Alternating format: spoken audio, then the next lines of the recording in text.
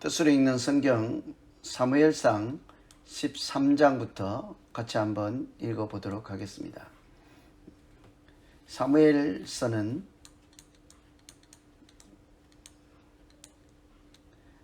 왕에 대한 과도기에 해당되는 말씀이라 생각하면 되겠습니다.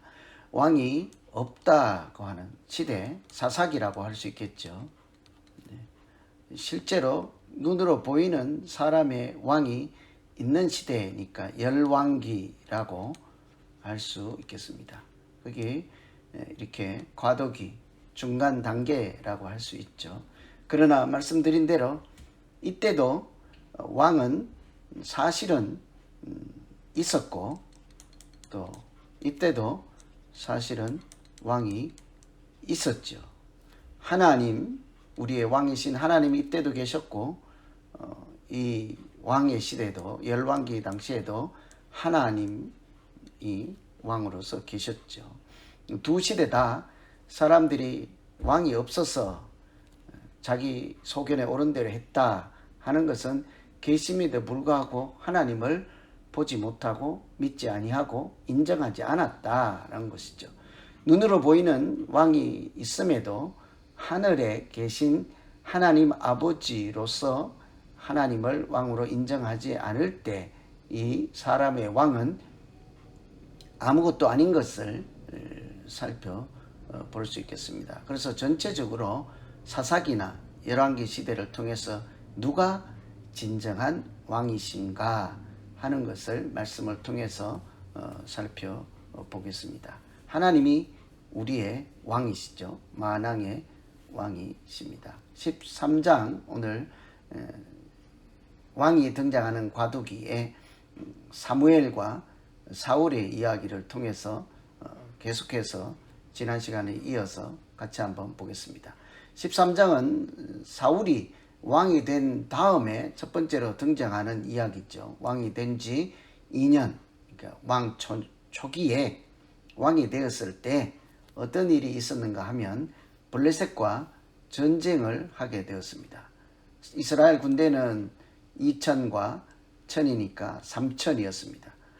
한쪽은 2천명은 사울 왕이 인도하고 다른 나머지 1,000명은 그의 아들인 요나단이 지도자로서 인솔을 하게 됐죠. 그런데 상대방인 블레셋은 병거가 3만이요 마병이 6천, 만 단위이고 1,000 단위이니까요. 또 여기는 해변에 모래같이 군인이 많았다 하니까 사실은 싸울 수 없는, 대적할 수 없는 그런 사이 있죠. 사울이 왕이 되고 나서 첫 번째로 아주 위기를 만나게 된 것입니다. 하나님의 시험대에 직면하게 된 거라 하겠죠. 이때 이 사람들이 많고 병거가 3만이고 마병이 6천이고 자기들의 군대, 이스라엘의 군대는 이들에 비하면 미약하니까 사람들이 다 두려워하죠. 떨고 백성이 흩어지고 다급한 나머지 사울이 사무엘을 기다리지 못하고 약속한 날 기다리지 못하고 먼저 번제를 드리고 말죠. 짐작해보면 더 이상 기다릴 수 없고 백성들이 떠나고 이러다간 다 죽게 생겼습니다. 하나님, 이 전쟁에서 우리를 구해 주십시오 하고 그런 마음이 앞섰겠죠.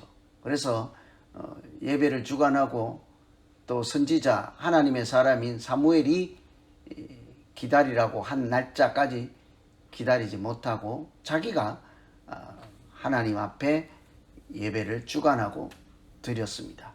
이때 사무엘이 와서 하는 첫 마디 말이 왕이 행한 것이 무엇입니까? 좀 이렇게 직설적으로 한다면 무슨 짓을 하고 있습니까? 이런 얘기겠죠. 그리고 나서 망령되이 행하였다라고 합니다. 사울의 불순종 이야기할 때 첫 번째 등장하는 것이 예배와 관련된 내용입니다. 하나님의 사람이 기다리라 하고 약속한 날짜를 기다리지 못하고 또 예배를 주관해야 될 사람이 이렇게 제사장 역할을 하는 사무엘이 올 때까지 기다리지 못하고 자기가 서둘러 하나님께 예배를 드린 것이죠. 누구나 주관해서 드리면 되지 않느냐, 하나님의 이름만 부르면 되지 않느냐라고 할 수도 있겠습니다. 그런데 예배라고 하는 것이 그냥 사람의 행위로서만 생각하지 않고 인도하심을 따라 하나님께 나아가는 길이라는 것을 생각할 때 먼저는 사무엘 선지자의 말씀을 순종하는 것 자체, 하나님께서 하나님의 말씀을 전해주고 은혜의 통로로 쓰임받았던 사무엘의 약속조차 기다리지 않고 임의대로 자기 방식으로 예배를 드릴 때 그것을 보고 사무엘이 무슨 일을 하고 계십니까? 할 만큼 그 예배를 하나님께서 받아주시지 않는 그런 상태라고 이해할 수 있겠습니다.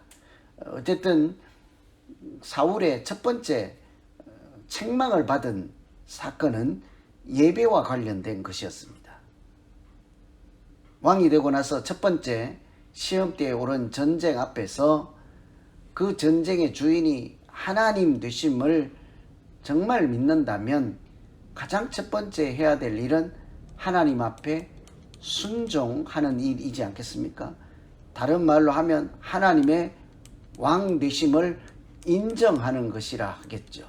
그래서 때로는 기다림이 왕을 인정하는 것이요, 하나님의 말씀을 또 약속을 지키는 그 자체가 하나님께 드리는 예배가 되지 않겠습니까? 그래서 눈으로 보이는 예배만 가지고는 하나님께 제대로 드리는 예배라 할 수가 없는 것이죠. 그 마음에, 그 믿음에, 그 심령 가운데 하나님을 어떻게 생각하고 인정하고 믿음으로 만나는지가 더 중요하지 않겠습니까? 그래서 사울 왕의 첫 번째 자리는 전쟁 중에 하나님께 예배드리는 태도는 책망을 받는 사건이 되고 말았습니다. 14장에는 요나단과 사울의 이야기가 나오죠. 요나단은 말씀드린 바와 같이 사울 왕의 아들이죠. 아들과 아버지 이야기입니다. 요나단은 그 전쟁 중에 자기 병기던 소년에게 이렇게 얘기를 하죠. 우리가 적군으로 건너가자. 건너편에 있는 적지에 우리 둘이 몰래 가서 일을 만들자. 이렇게 하는 것이죠. 여호와께서 우리를 위해 일하실까 하노라. 여호와께서 그날에 이스라엘을 구원해 주셨다. 전체적으로 참 어려운 형편이지 않습니까? 상대가 되지 않는 전쟁 가운데 요나단이 자기 소년 병기 하나 들고 홀몸으로 적진에 뛰어들었다 하는 거죠. 그때 그 마음이 어디에 있습니까? 하나님께서 우리를 위해서 일하실 것이다. 하나님께서 우리를 구원해 주실 것이다. 이렇게 하나님을 향하는 마음을 엿볼 수 있겠습니다. 그 중에 사울에게는 이런 일이 있었죠. 내가 원수를 갖기 전에는 아무라도 어떤 식물이라도 음식이라도 먹지 말라. 먹으면 그 먹는 사람이 저주를 받을 것이라. 전쟁 중에 그 백성들에게 아무도 먹지 말라 하는 일종의 금식 명령을 내린 것이죠. 그때 그 꿀을 찍어서 먹게 된 요나단이 결국은 저주받을 대상이 되었습니다. 그런데 그때 백성들이 하는 말, 하나님이 이 요나단을 통해서 우리를 구원해 주셨습니다. 그를 저주받는 자리로 내몰 수 없습니다. 하고 요나단을 이렇게 살려주게 되지 않았습니까?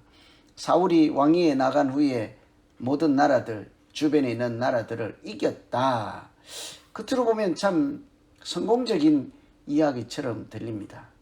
그런데 요나단과 사울을 같이 이렇게 비교해서 등장시켜서 우리에게 전하고자 하는 말씀은 누가 하나님의 사람인가, 하나님을 진정으로 인정하며 의지하고 하나님의 이름으로 싸우는가 하는 내용들을 유심히 살펴볼 수가 있겠습니다. 그래서 이상하다.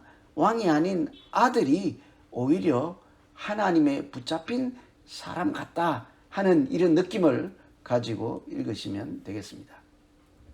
15장에 두 번에 걸쳐서 13장과 14장에 사울에 대한 이야기가 부정적이요 실패로 이렇게 불순종으로 이어지는 내용들 다음에 15장에 다시 하나님께서 사울에게 한 번에 더 기회를 주시죠. 하나님께서 사무엘을 통해서 전해준 말씀은 아말렉을 진멸하라 하는 것입니다. 단순히 이 진멸하라 하는 것은 거룩한 전쟁에 쓰이는 표현이죠. 거룩한 전쟁.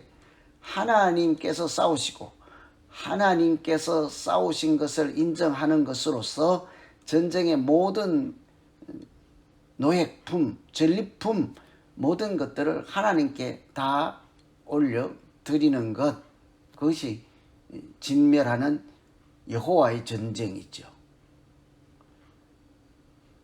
금과 은 같은 좋은 것을 가질지라도 사람이 갖지 않고 모든 것을 사람이 싸우지 않고 하나님께서 이기게 하신 것을 인정하는 하나님께 드리는 전쟁이라고 할 수 있겠습니다. 그럼에도 불구하고 진멸하라 하는 하나님의 말씀대로 하지 않고 좋은 것은 남기고 가치 없는 것만 진멸한 거죠. 그리고 하는 말이 예배를 위해서 그렇게 했다고 합니다. 나는 좋은 뜻으로 하나님의 말씀대로 하지 않고 내 생각대로 이것이 더 좋겠습니다. 내 생각이 하나님 생각보다 더 크게 더 좋아 보여서 이것이 더 낫습니다 하고 결정을 한 것이죠. 우리는 대충 순종이 무엇인지를 깊이 한번 생각해 볼 필요가 있겠습니다. 순종이라고 하는 것은 내 뜻이 아닌 하나님의 뜻을 따라가는 것이 순종이지 않겠습니까? 그런데 간혹 나의 뜻을 잘 앞세우고 그대로 하면서 순종했습니다. 이렇게 얘기할 때가 있죠.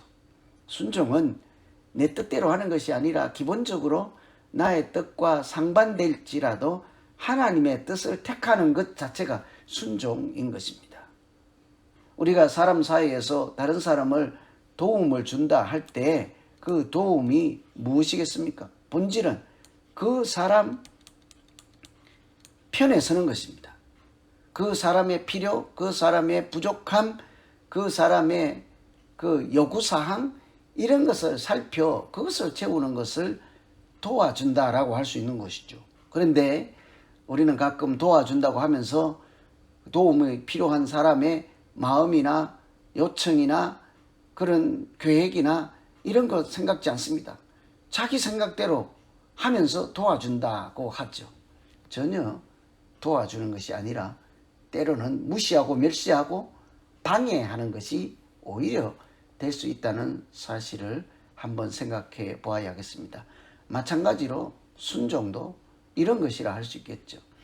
하나님께서 진멸하라 하는 것은 모든 것을 하나님께 드려라. 좋은 것이든 나쁜 것이든 가치 있는 것이든 없는 것이든 이것은 하나님께서 싸우신 전쟁이므로 모든 것이 하나님께 속하였습니다. 속합니다. 하는 것을 인정하라 하는 것인데 그 중에 어떤 것은 나는 나중에 예배 드리기 위해서 이것만은 하나님 말씀대로 안 하고 내 생각대로 하겠습니다. 라고 한 거죠. 그때 하나님 뭐라고 하십니까? 내가 너를 왕 삼은 것을 후회한다. 왜냐하면 순종이 제사보다 낫다 하는 거예요. 예배하기 위해서 좋은 것을 남겼습니다 하고 하나님 말씀을 듣지 않은 것보다는 어떤 것이든지 다 하나님의 말씀대로 행하는 것 자체가 나중에 하나님 뜻을 따르지 않고 좋은 것으로 제사를 드린 것보다 더 낫다는 거죠. 하나님의 말씀에 순종하는 그 자체가 내가 생각할 때 더 좋아 보이는 예배를 드리는 것보다 진정한 예배, 하나님을 순종하는 행위, 하나님을 섬기는 것이라 할 수 있다는 것이죠. 순종이 제사보다 낫다. 그래서 우리가 깊이 생각해 볼 것은 예배만 드리면 드리지 않는 것, 예배 드리지 않는 것보다 더 좋다라고 생각할 수 있겠습니다. 이렇게 해야 되겠죠. 예배를 무조건 드리면 예배를 드리지 않는 것보다 좋다라고 할 수 있죠. 그런데 예배를 드릴 때 마음의 상태, 불순종하는 예배, 불순종하는 마음, 하나님을 인정하지 않는 마음, 내가 이 예배를 통해서 내 목적을 성취하는 예배, 이런 동기와 마음을 살피지 않으면 사실은 그 예배 자체는 단순히 순종만 하지 못하다 하는 것이죠. 진정한 예배는 순종 가운데 하나님의 왕권을 인정하는 가운데 그 앞에 무릎 꿇고 그 이름 불러 찬양하며 마음을 다해서 드리는 예배와 이렇게 비교할 수 없는 것이라 하겠습니다. 그래서 왕 삼은 것을 후회하고 순종이 제사보다 낫다. 불순종하며 드리는 제사보다는 순종이 낫다.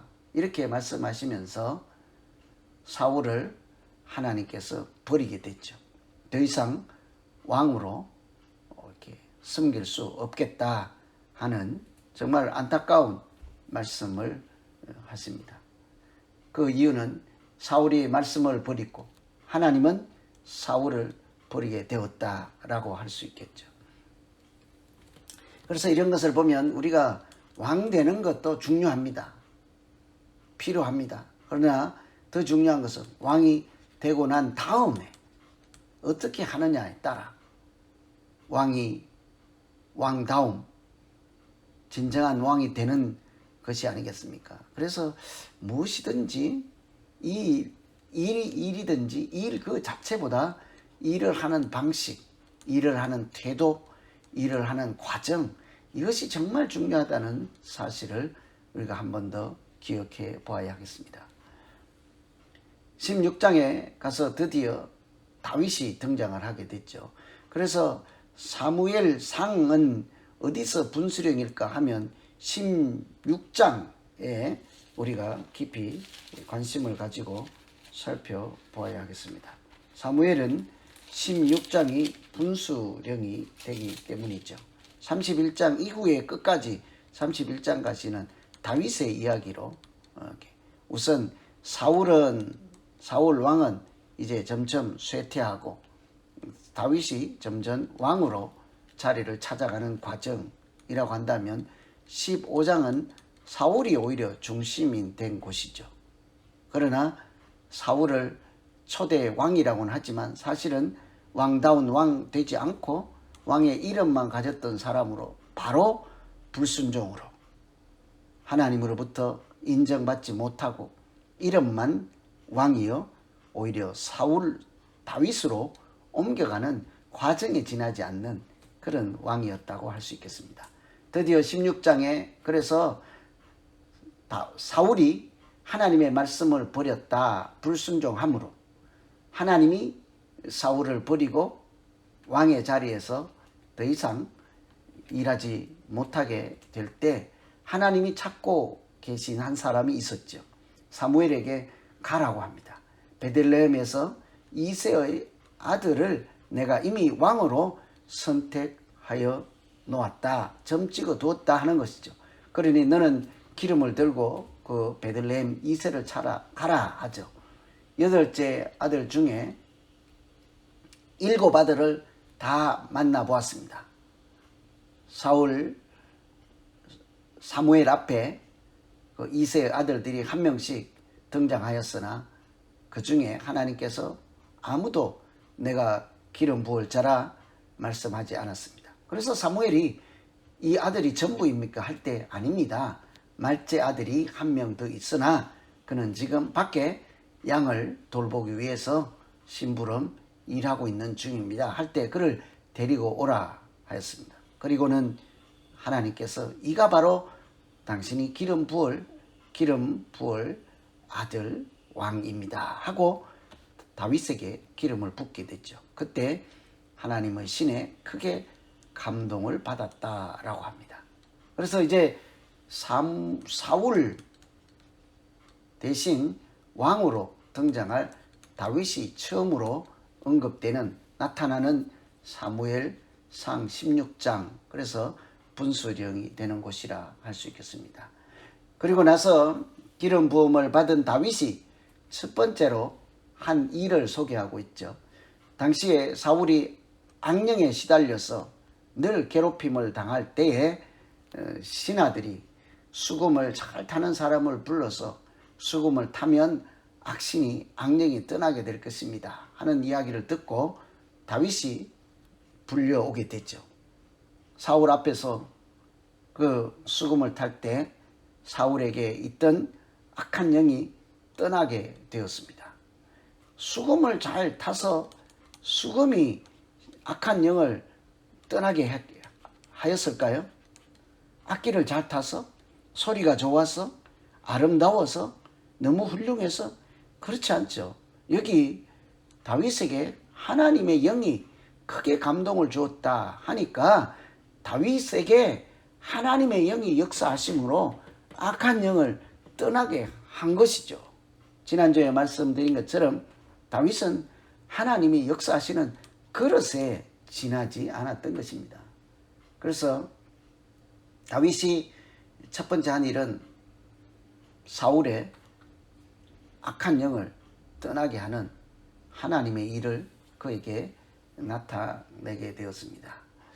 그래서 그 사울 왕의 종이 되잖아요. 신하, 왕궁에서 일하는 소년이 된 거죠. 그래서 그렇게 보면 기름 부음을 받은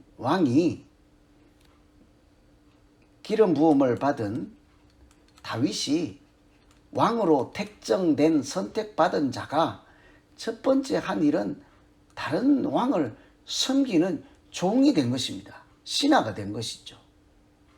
이것을 보면 이상하다 할 수 있겠습니다만 사실은 아주 놀라운 뜻이 들어있죠. 진정한 왕이 되는 것은 종이 되는 것입니다. 종의 훈련을 먼저 받는 것이 왕이 되는 길이었습니다 하는 고백을 할 수 있지 않겠어요? 우리가 하나님 앞에서 진정한 왕이 누가 될 수 있겠습니까? 하나님의 종이 되는 사람 아니겠어요?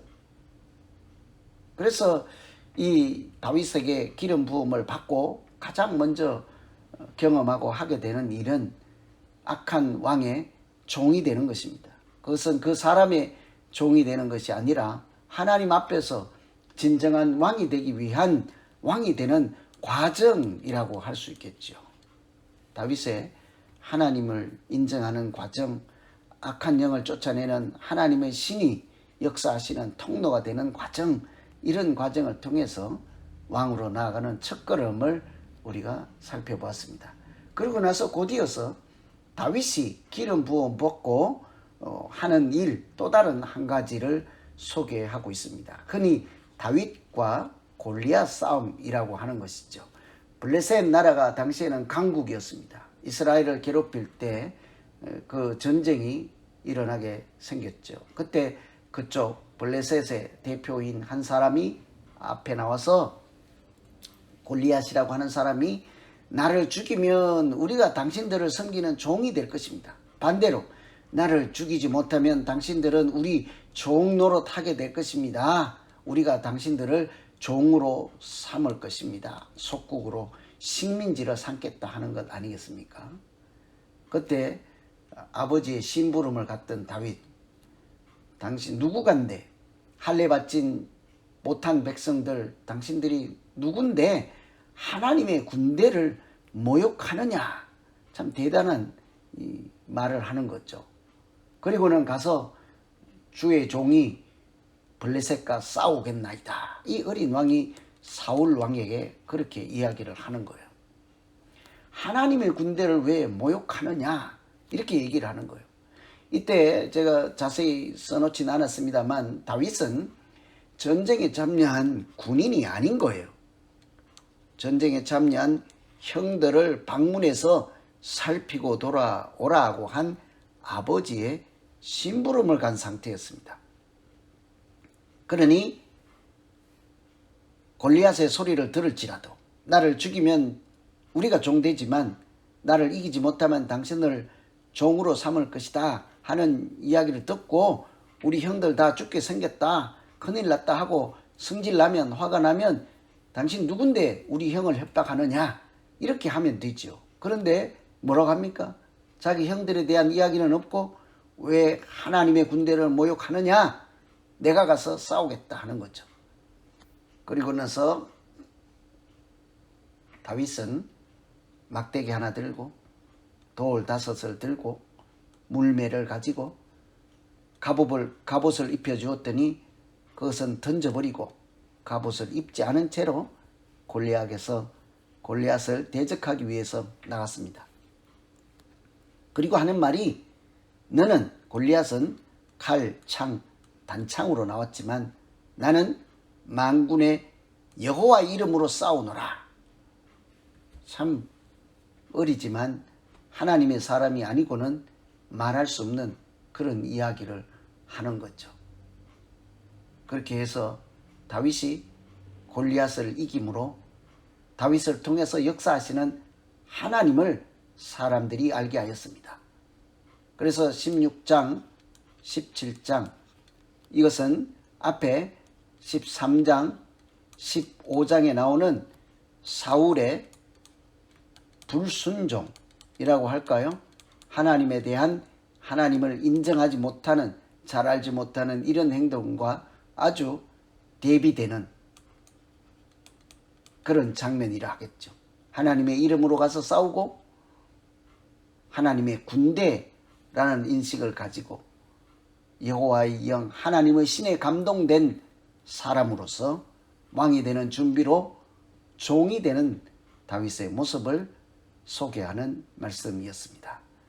이런 모든 과정을 통해서 사사기에서 열왕기로 넘어가는 과정에 사무엘이 있지 않겠습니까?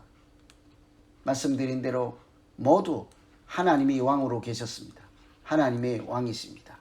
그 왕을 인정하지 않고 인정하지 않으면 눈에 보이는 왕이 있거나 없거나 간에 그 백성들에게는 믿음 없는 시기, 때, 불순종 이런 모습이라고 할 수 있겠죠. 그래서 오늘날 우리에게도 주는 교훈은 어떤 모양이든지 어떤 정치 제도이든지 어떤 믿음으로 싸워야 되는 과정이든지 영이신 하나님을 인정하고 하나님의 도우심과 역사하심에 의지해서 여호와의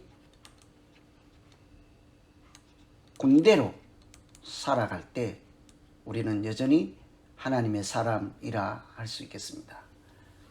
사울과 다윗의 두 가지 다른 모습, 순종과 불순종, 하나님께 대한 신뢰와 또 자기를 의지하는 이런 대칭되는, 대비되는 이런 모습을 통해서 여전히 역사하시고 살아계신 하나님께 조금 더 가까이 나아가는 말씀으로 오늘 사무엘상 말씀 13장부터 17장까지를 각자 가정에서 자세히 읽어보시고 나름대로 묵상하시고 하나님의 은혜를 더 깊이 누리는 우리 모두 되기를 간절히 소망합니다. 18장부터 다음 주에 계속해서 읽어보도록 하겠습니다. 말씀드린 것처럼 이 시간은 약간의 도움되는 강의를 통해서 본문을 조금 더 얼른 쉽게 이해할 수 있도록 이렇게 도움을 받으며 성경을 계속해서 처음부터 끝까지 읽어보는 과정이라 할 수 있겠습니다.